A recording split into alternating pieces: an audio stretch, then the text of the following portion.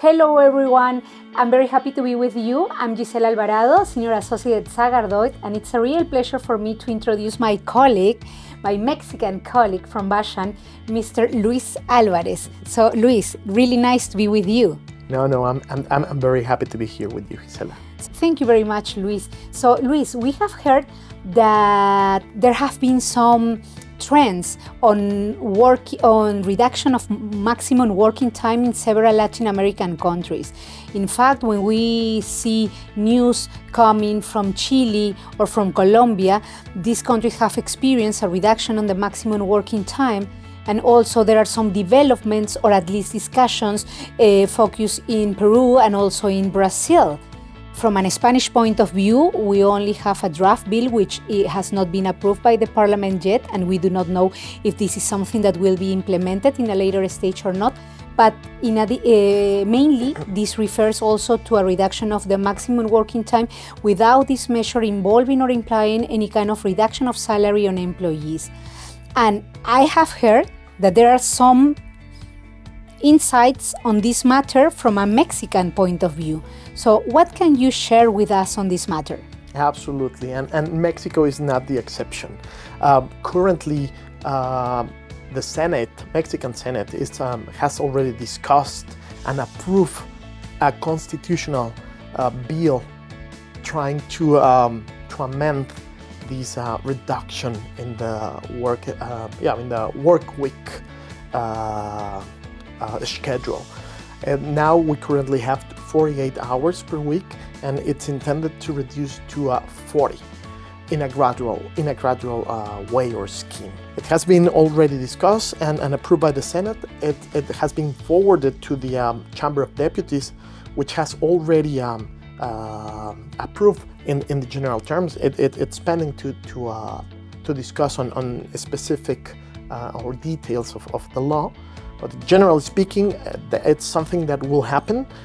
It is expected to enter into force in May, but this reduction in a gradual way, starting on 2027, by reducing in 2 days from 2027 until 2030 to get to 40 hours on a week. So it's interesting because we will have this reduction on hours. There will be no reductions in benefits or rights. And the main discussion in Congress was that we will not be part of those countries that will fall into the 5-day work and 2 rest days, but to have 6 days of work for 40 during a 40 schedule, but only 1 day off. So that has been the main discussion or controversy, and finally also the overtime rules will be changed. Currently, we have the first 9 hours of overtime are paid double. Now with this bill, it's intended to pay double the first 12 hours, and after that, or exceeding those 12 hours, will be paid triple. So that will be the general overview in Mexico. That's really interesting. And how employers are preparing for this gradual reduction of the maximum working time?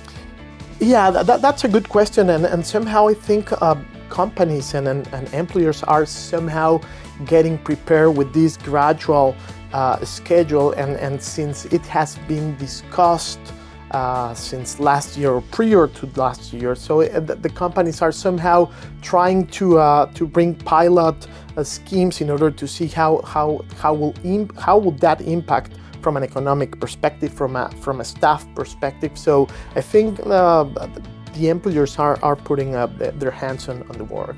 Do you think that this might have an impact on productivity?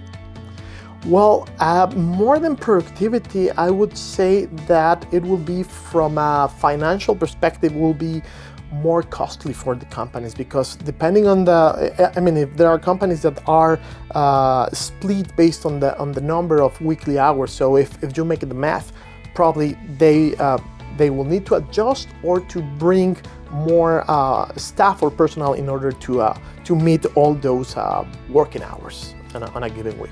Really interesting. And based on all this information and all these developments, not only in Mexico, but in other Latin American countries, do you think that we could talk about a trend, not a global trend, but at least a Latin American trend to reduce the maximum working time? Absolutely. This it's a Latin trend topic. We have seen that in Chile, as you mentioned, Brazil discussed it somehow, and in a very controversial way, Argentina, it's rather than reducing, it's planning to increase the number of hours during a given week. Yeah, so it's quite interesting because it's the opposite side. But well, I think that we should contact our Argentinian colleagues as well, so they should keep us posted on all the development that this relevant issue might bring. So, Luis, thank you very much once again. It has been a pleasure to be with you, and thank you. Thank you, Gisela. It's a pleasure.